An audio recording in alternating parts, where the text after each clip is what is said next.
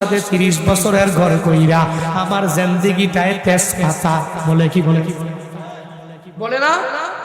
অনেক স্ত্রীরা আছে কি নাই এই কথাগুলো বলে, তোমার সাথে 30 বছরের লাইফ কইরা পূর্ণাঙ্গ আমার জীবনটাই তেজপাতা, তোমার সাথে সম্পর্ক রাইখাই আমার জীবনটা তেজপাতা, তোমার সাথে বিয়ে হওয়ার পরেই কোনো শান্তি পাই নাই, একদিন না পাইলে এরকম অকৃতজ্ঞ হয়ে যায় নারী আছে না নাই?